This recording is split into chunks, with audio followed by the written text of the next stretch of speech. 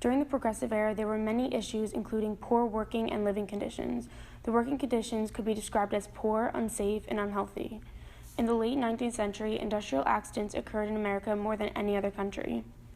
In order to save money, many employers hired women and children to work in factories, meaning now whole families could be killed during work just to make money. The cause of this issue is that the U.S. economy underwent an increase in industrial growth due to the abundant resources, poverty for some, and increased immigrants. Immigrants and poor people were looking for jobs to provide for their family. Factory labor was the easiest option, causing overcrowding at factories, making it unsafe and unsanitary.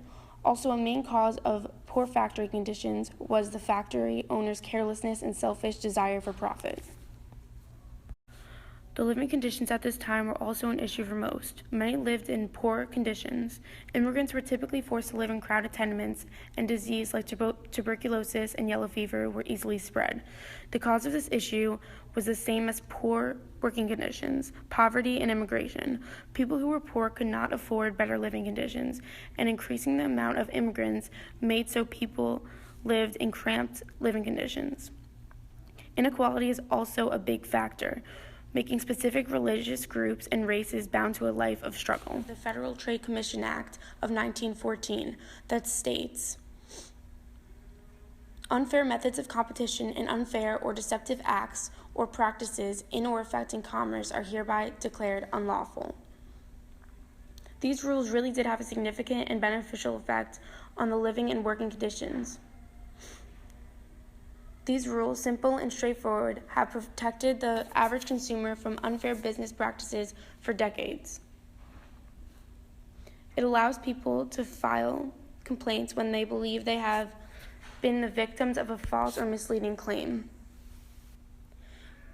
Another act used to solve these problems was the Fair Labor Standards Act of 1938. These acts established a minimum wage and prohibited most employment of minors. This act was effective because it regulated employment issues and took away some power from big corporation owners. This helped solve living and working condition issues because less children were in danger of dying and less died. Also, there was a set minimum wage that was typically more than what cheap corporation owners gave to their workers. Sadly, this act did not fix everything because child labor was only slightly illegal. The National Child Labor Committee, established in 1904, really impacted working conditions because they fought against child labor by exposing it in many ways, being very effective in that people became more aware of these issues and rose up for their rights. All acts and actions were effective to an extent.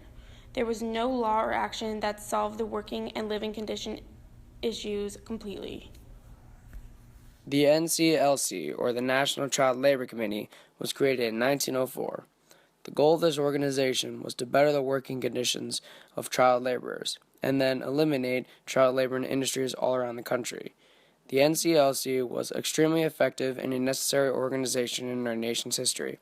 For example, several years after their creation, they established the Child's Bureau in both the United States Department of Commerce and the United States Department of Labor. For being a very new organization, this is a monumental impact on our society in such a short period of time. The federal government created several acts to attempt to improve the working and living conditions in the United States. Acts such as the Federal Trade Commission Act and the Tenement Housing Act of 1901. The Federal Trade Commission Act, along with two other antitrust acts, were created in the sole objective to protect the process of competition for the benefit of consumers, making sure there are strong incentives for businesses to operate effectively, keeping prices down, and keeping quality up. Acts like these are considered the core of antitrust laws and are still very important to today's society.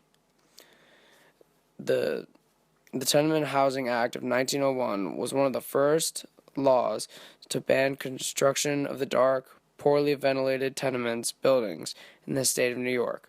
Among other sanctions, the law required that new buildings must be built with outward-facing windows in every room, an open courtyard, proper ventilation systems, indoor toilets, and fire safeguards.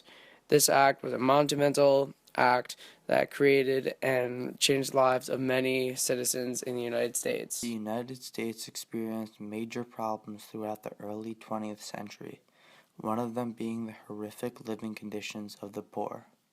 The expanding peasant population was accustomed to crowded and unsanitary living spaces. The Progressive Era focused on improving the lives of the poor, brought to light by Jacob Riis in his How the Other Half Lives. This is similar to the dilemma that our country faces today, with increased poverty and the homeless population.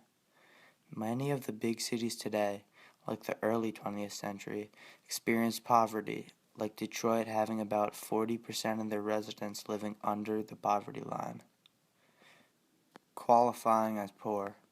Other big cities, like New York and Los Angeles, who take up 1/5 of our country's population, both have had increases in homelessness.